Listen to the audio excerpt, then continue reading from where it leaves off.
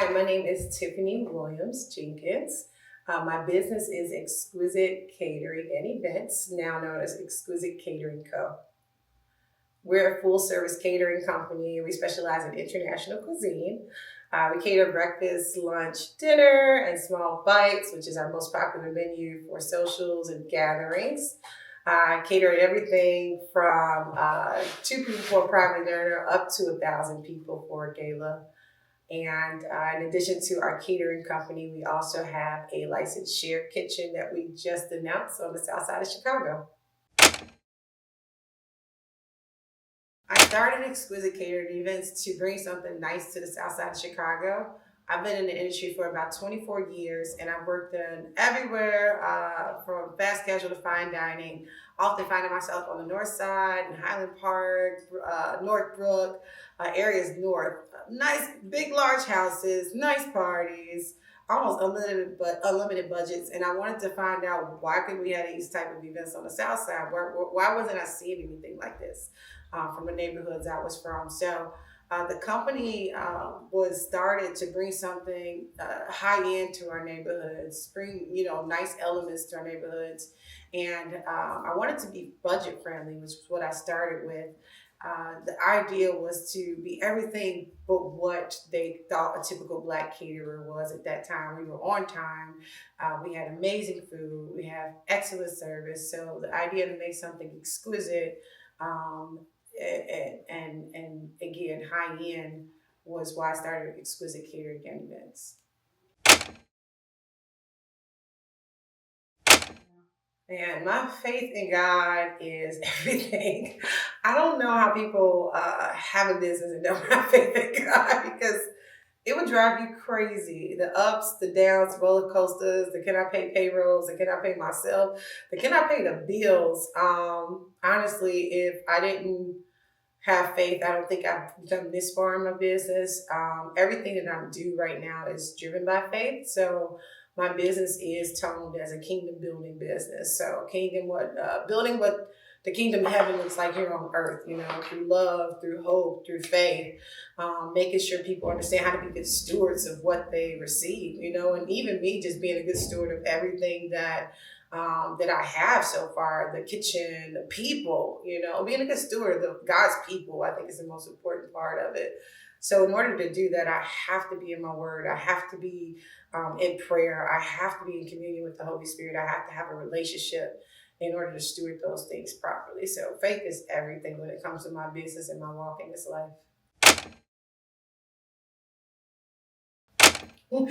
I, Prior to business, having kids, I was a 17-year-old mother, and coming out of high school and having a kid, knowing I wanted to be a meteorologist when I, go away to Florida, go to school. Having a kid at 17 definitely changed that for me. I took a bunch of art programs here in the city and was at Gallery 37, which was an amazing program for teenagers. It's After School Matters now, where you can learn art. And the last art that I did was culinary arts. And a chef just told me I was really good at what I was doing and, asked me to check out culinary school. And that was just a pivotal point in my life where I believed what he was saying to me.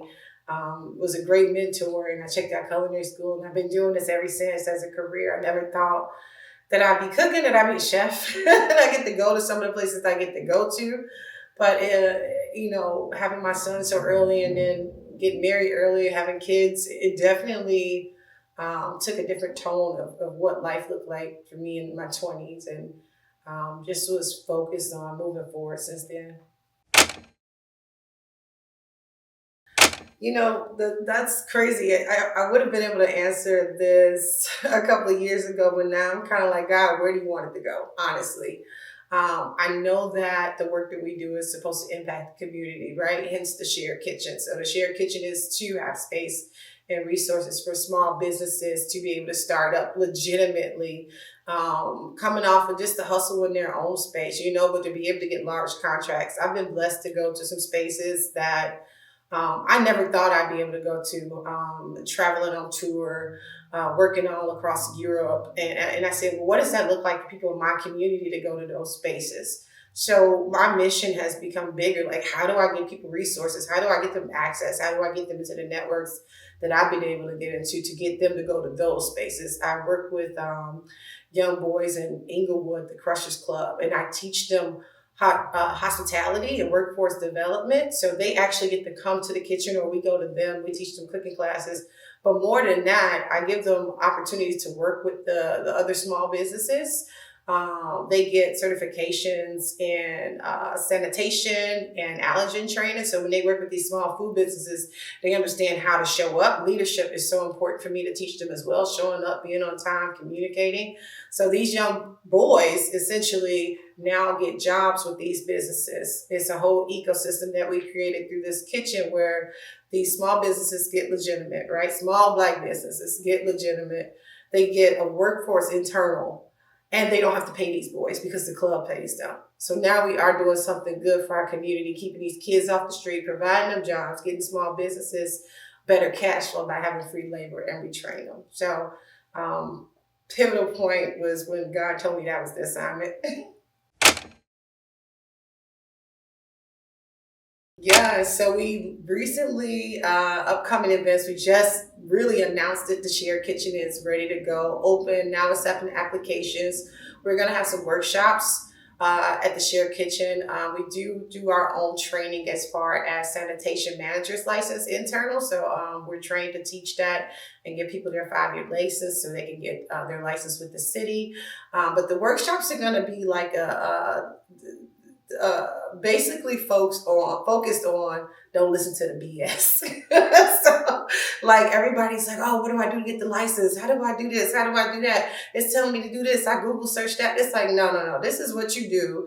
This is all you have to do. Follow this checklist and you can go ahead and get yourself licensed. So those workshops will be focused around helping people legitimize. We'll have some about finances, food costs, understanding that, how to run an effective food business, how to get yourself out there and network. So we really want to give people the resources that they need to get started. We just need them to do the work. It's your business. So if they're not willing to do the work, they're not going to be able to elevate. But, we get contracts with the city. We travel with our company.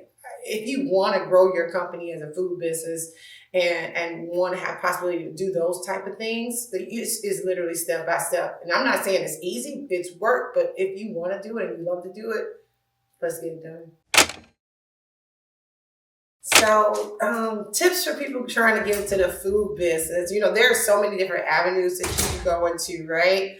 You could be a private chef. You can have a catering company. You could have a food truck. You could just want to sell third party on Uber Eats or DoorDash or something or do festivals. I think the first step is to really understand the product that you want to sell. You need to understand how to cost out that product for profitability. Just because you spent 60 and you got 80 left over don't mean you made a profit, right? Because you probably didn't pay yourself.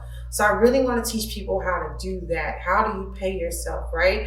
At the front, at the gate, how to not underprice yourself, okay? I know as an entrepreneur, it's very scary to start off thinking like, oh, I'm charging too much. But you are not in business to do it as a hobby, right? You're in business to make a profit. And if you want to do these things, there are certain steps that you need to do.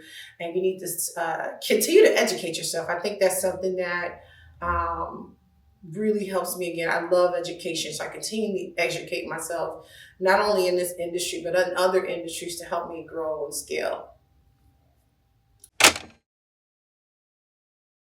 So I have on my night church shirt because I just participated in last month's night church.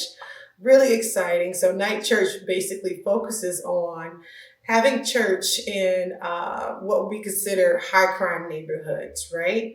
Right on the corner where these crimes are happening at night, okay? So they bring worship, they bring artistry, they bring the word. We brought food and we give it out for free. And night church sets up at night where it would be considered a high crime area to help avoid that crime in that space. It's such a beautiful time in the Lord.